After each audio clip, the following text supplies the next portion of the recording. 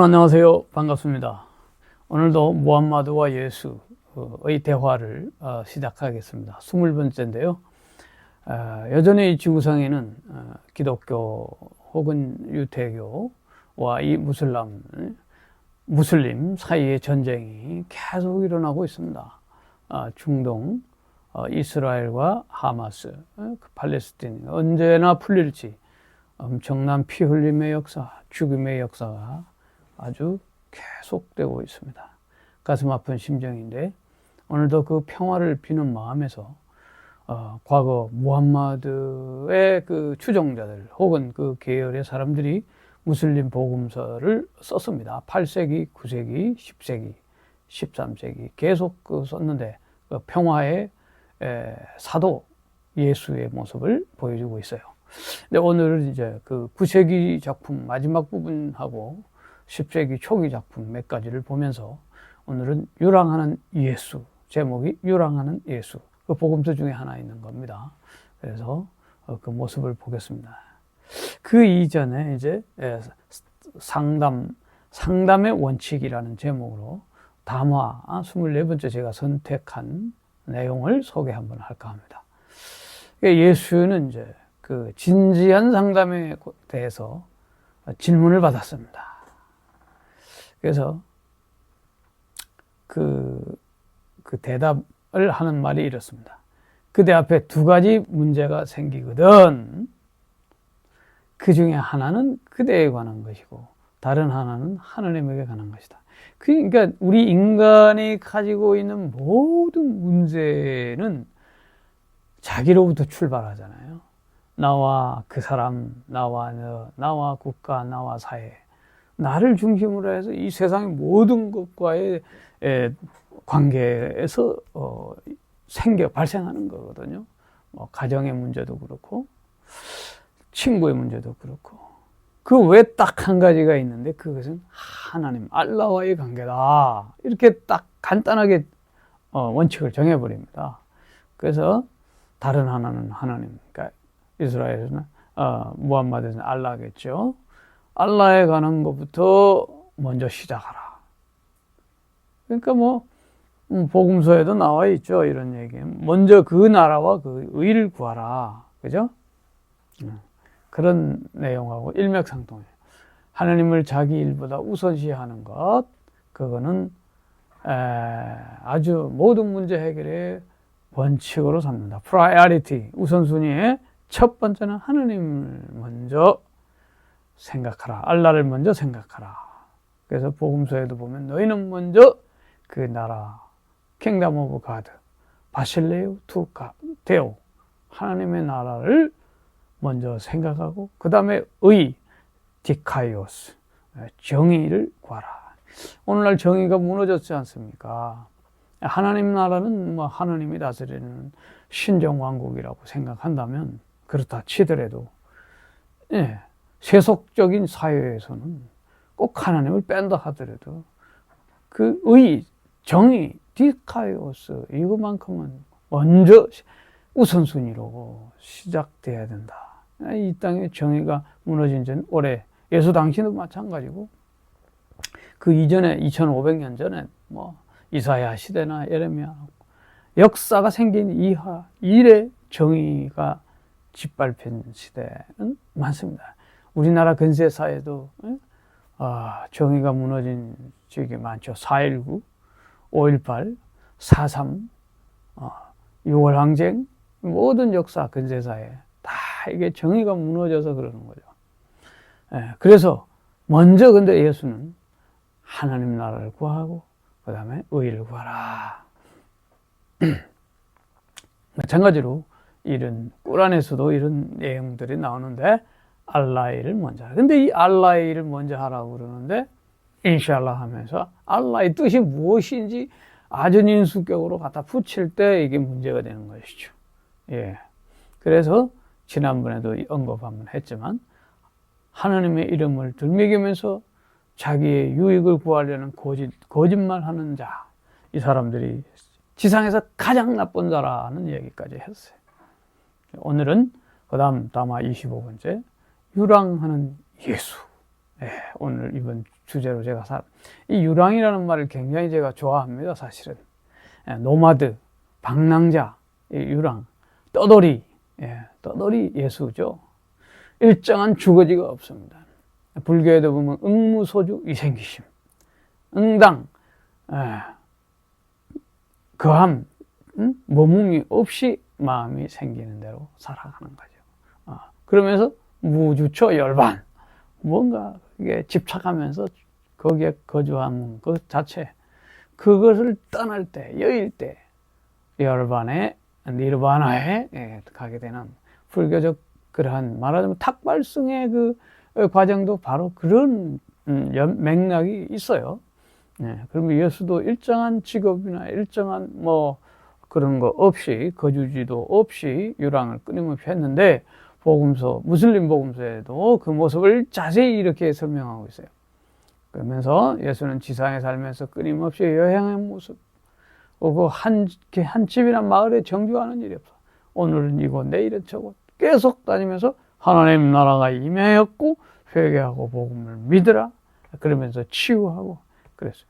그래서 그는 거친 낙타 털옷으로 만든 외투를 걸치고, 이거는 이제 세례 요한이 입었던 모습이죠. 낙타 털옷, 거친 낙타 털옷으로 만든 외투를 걸치고, 까칠까칠. 이슬람 수피들은 양털, 거친 양털 옷을 입었어요. 그래서 수피라고 그러는데, 그래서 손엔 지팡이를 들고 밤이 오면 어디서나 이제 딱 머무는 곳에 아무데나 잠을 잔 거예요. 지팡이는 이제 야생 동물들이 오거나 할 때 방패막이로 해야 되니까. 그 칠흑 같은 밤에는 달빛을 등불로 삼고, 달빛을 등불로 삼고, 돼지를 침상으로 돌베개 하고, 돌베개를 베고, 야곱이 돌베개 베고 땄던 그런 전통이 이스라엘 풍토가 그래요. 그러니까 사막지대 같은 거 아니겠어요? 거기에 돌베개 하고 자는 그런 상황들. 그러나 옷은 이제 겉옷을 입어야 이슬이 젖으면 한기가 들잖아요. 일교차가 심하고 하니까 겉옷이 그만큼 중요했죠. 낙타 털옷으로 가지고 이제 외투를 걸친 거예요. 그리고 들판의 식물로 음식을 삼았어요. 들판에 이제 먹을 만한 것들, 그런 것들 가지고 음식 삼고, 때때로 밤낮 먹을 거 없으면 굶기도 하고, 그런 절망적인 상황이 닥쳐도 기뻐하거나, 아니면 편안한 안일한 상에서는 또 연민의 정을 가지고 이웃을 향하여 슬퍼하기도 하는 그런 유랑하는 모습을, 예수의 모습을 볼 수가 있습니다. 오늘날 현대 목회자들은 어떤 이 유랑하는 모습에서 무엇을 생각할까요? 많은 생각을 하게 하죠. 그래서 유랑하는 예수는 사막의 그 어떤 유목민족 풍토에서 자라난 그러한 분위기도 있지만, 한 곳에 머물지 않는 정신, 방랑걸식하는 금욕적 예언자의 모습으로 복음서에서는 예수의 인간적 모습을 보여주고 있습니다. 방랑걸식이 나쁜 건 아니에요. 이 태국도 오늘날도 그렇고, 라오스 동남아 가면은 스님들이 다 이제 사실은 걸식으로 하는데, 그만큼 영적 교훈을 주죠. 영적 교훈을 주고 거기에 대한 답례로 먹을 걸 얻는 거예요. 사실은 공짜가 아니에요. 그래서 이런 방랑하면서 유랑하면서, 그래서 예수도 복음서에 보면 어느 고을에 가서 머물다가 거기서 너희를 영접하면 거기서 먹고, 너희를 영접하지 않으면 먼지도 떨어버리고 나오라고 그런 말이거든요. 아주 철저하고 레디컬하잖아요. 여기에 무슬림 복음서는 좀 더 금욕적 예수의 상을 입히고 있는 것을 우리가 거듭 보았습니다. 아랍이나 중동의 여러 예언자들의 초기 생활들이 바로 이런 모습이었다. 인도에도 가면은 사두, 거리에 사두들 보면 얼굴에 그냥 이렇게 칠을 좀 하고, 머리를 길고, 옷 한두 벌 입고, 완전 거지처럼 그냥 하고 있는 사람들이 한둘이 아니에요. 거기서 가짜 거지도 있고, 진짜 거지가 있어요. 진짜 사두가 있다는 거죠. 산야신이라고 해서 방랑하고 유랑하는 산야신. 일정한 기간 수행을 숲에서 마치고 나와서 산야사로서 유랑하는, 그러면서 정말 구루가 있는가 하면 그냥 거지에다가 냄비 내놓고 그냥 동냥하기 위한 가짜 모양의 구루도 있죠. 나 여기서 지금 말하는 거는 아랍이나 이런 중동에서 초기 현자들은 이런 모습을 하고 있었고, 세례 요한이 낙타털 옷을 입었던 처럼 예수도 그런 모습을 하고 있었다는 것으로 설명하고 있습니다. 그래서 오늘날 우리가 이런 것을 볼수록 검소하고 겸손하고 조금 더 철저하게 절제하는 그러한 삶을 살아야 합니다. 대소비 사회에 우리가 반성해야 되는 그러한 시점입니다. 26번째 담화. 나에겐 스승이 없다. 야, 스승이 없다. 예수에게 누가 물었어요. 누가 당신의 스승입니까? 아무도 없다. 라고 예수는 답하면서 다음과 같이 말했습니다. 나는 무지의 주함을 보았고 그것을 피한다네. 이거 무지라는 말이 나와요. 무지의 주함을 보았고, 무지로서 오는 주함, 더티. 여기에서 무지는 단순히 지식이 없는 무지는 아닙니다. 그것을 피한다. 그러니까 스승이 있어서 뭐 한 게 아니라는 거야. 무지라는 말에게서는 아랍어로 잘입니다. 잘은 폭력이나 폭언을 말해요. 거기서. 그래서 무지라고 한 것은 폭력이나 폭언에 대한 거친 말이에요. 아랍 전통에서. 그래서 신사적이지 못하고 온유하지 못한 그런 행위나 언행을 이 무지하다 이렇게 보는 거예요. 소크라테스도 알지 못해서 그런 걸 행한다. 그 무지하고 비슷해. 행위와 무지가 같이 가는 거예요. 그래서 예수는 이런 점잖지 못한 행위나 언행을 경고하고 폭행이나 이런 것을 경고하는 거죠. 그래서 스승이 따로 있어서 자기가 예언자가 되었다는 것이 아니라 무지한 행위들을 벗어나는 것으로 그것 자체로 스스로 자신의 길을 가고 있다. 이렇게 무슬림 복음서에서 예수를 옷을 각색을 하는 거예요. 마치 붓다가 자등명, 법등명하라. 스스로 자기를 등불로 삼고 법을 등불로 삼아라. 다르마를 등불로 삼아라. 진리를 등불로 삼아라 하는 얘기와 유사한 맥락이죠. 별도로 스승이 없다. 근데 원래 복음서에 보면 예수는 세례 요한의 제자였습니다. 분명히 세례 요한 밑에서 배웠죠.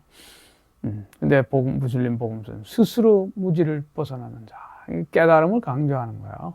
그러니까 이런 것이 일종의 우리 도마복음이라든가 영지주의 복음서들하고 맥락을 상당히 같이 하고 있습니다.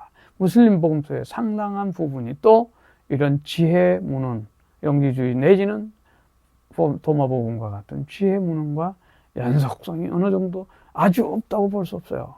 네, 그런 것을 우리가 생각해 볼 수 있어요. 스스로 무지를 벗어나는 거예요. 각성이죠. 그래서 무지는 아까도 말했지만 폭언이나 폭행 이런 것을 뜻하기 때문에 경멸의 대상이었습니다.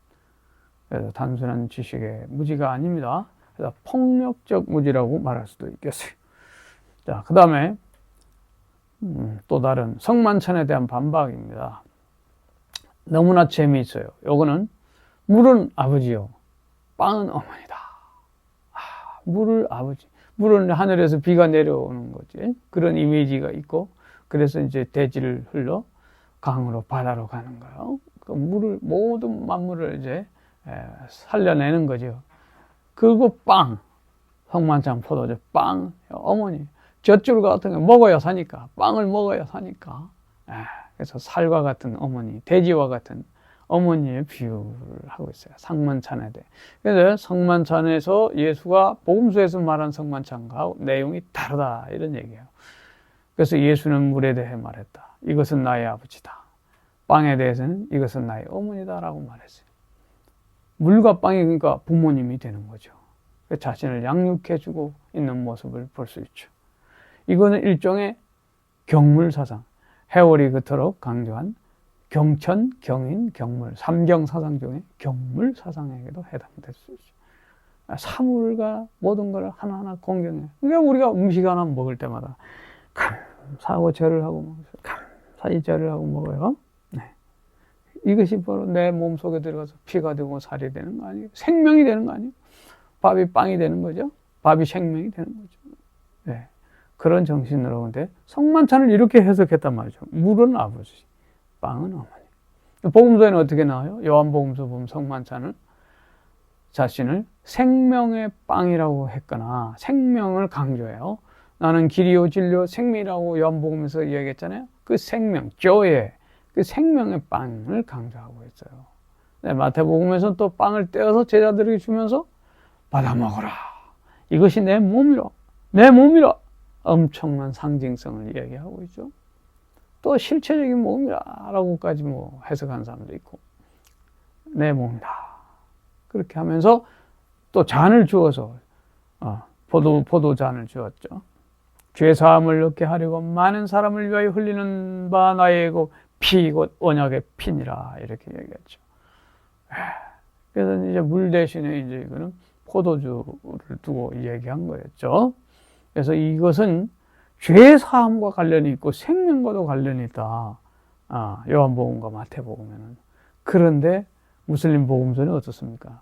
예수는 단지 빵과 물을 자신을 양육한 부모에 비유할 뿐이다. 그러니까 성만찬에 나온 속죄의 의미를 부여하지 않는다. 이 점에 대해서 압둘 자바르라고 하는 11세기 무슬림 신학자는 뭐라고 하냐면 성만찬의 문자적 의미를 완전히 벗겨버리고 빵과 포도주가 육체와 피가 된다는 것을 조롱해요. 조롱해요. 그러니까 이제 무슬림 학자들은 이렇게 그걸 벗겨버리는 거예요. 신화적인 냄새와 요소를 벗겨버리는 거예요.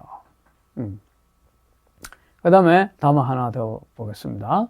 자, 무지와 죄의 병을 치유하는 예수입니다. 그리스도는 그의 제자들에게 말하곤 했습니다. 나는 너희를 무지의 죽음으로부터 다시 살리고 죄의 질병에서 너희를 치료하고 부패한 신앙의 병과 사악한 행위를 고치기 위해 아버지로부터 너희에게 왔다. 그러면서 그리하여 너희의 영혼이 정화될 것이며 지혜의 영, 지혜, 무슬림 복음서에서 이렇게 지혜의 영으로 강조하죠. 지혜의 영으로 살 것이고 나의 아버지가 계신 하느님의 나라에 올려질 것이다. 거기서 너희는 이 세상의 감옥도 없고 사악한 무리와 악마의 형포 그리고 사탄이 털을 잡고 있는 이 세상의 창조와 타락의 질곡에서 벗어나 행복한 삶을 살 것이다. 이렇게 이야기하고 있습니다. 이것도 복음서와 예수의 차이점을 보여주고 있는데 예수가 죽은 자를 살리는 자였는데 비해서 복음서에서는 여기 무슬림 복음서에는 무지의 죽음으로부터 제자를 살린다. 이 무지라는 건 폭력적 죽음. 그래서 육체의 그 죽음에서 인간을 부활시키는 그러한 능력을 복음서에서 있는 능력을 무슬림 복음서에는 제거하고 무지라는 단어를 삽입하여서 인간적 능력 그 이상은 아니다라는 것을 보여주라고 하고 있습니다. 이 차이점을 우리가 잘 알 수 있겠죠. 그래서 이제 신앙을 지도하는 지도자로서의 예수다.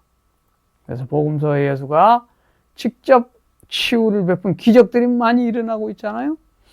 그런데 무슬림 복음서는 죄의 병, 신앙의 병 그런 것들을 치유하고 또 사악한 행위를 치유하는 신앙적 지도자의 모습이었다. 그래서 복음서와의 차이점이 바로 아까도 말한 것처럼 그런 무지의 상태, 그는 기적 대신에 신앙의 병을 치유하는 자였다. 이제 결론입니다. 5가지 이제 사례를 보았죠. 상담하는 원칙. 그때서는 하나님의 일이 우선이다. 프라이어리티를 항상 하나님 우선에 두어라. 2번째, 요랑하는 예수. 그것은 아까 보았듯이 달빛을 등불로 삼고 침상을 돌베개로 삼고 돌베개라는 책이 있죠. 장준하의 완전히 일생, 그 독립투쟁, 그 다음에 항쟁하는 그 역사적 과정을 우리가 쭉 그런 모습을 알 수 있어요. 예수 또한 그런 모습입니다. 스승이 없다 한 부분에 대해서는 무지를 깨우치는 것이고 무지를 없애는 것이고 폭언이나 폭력을 제거하는 것이고 그러므로 비폭력 사상을, 평화를 보여주는 것이죠. 또 성만천 반박에서는 물과 빵은 부모님, 부모님. 그러니까 모든 음식을 대할 때 우리가 부모님처럼 대하는 정신이 굉장히 중요하고 경물 사상을 가지는 것이 중요하다. 그 다음에 무지와 죄의 병의 치유의 사례를 보아서 바로 그 무지와 폭력의 죽음에서 해방되고 죄와 신앙, 신앙이라는 건 뭐겠어요? 하나님의 뜻, 신의 뜻, 진리에 따라서 살아가는 것. 그 아닌 건 죄가 되는 거죠. 그래서 일체의 사악한 행위를 버리는 그러한 예수의 모습을 보게 되었습니다. 자, 이렇게 해서 10세기에 나타나는 내용들을 좀 보았어요. 다음 주에는 11세기 이후의 작품들 사례를 또 통해서 보도록 하겠습니다. 감사합니다.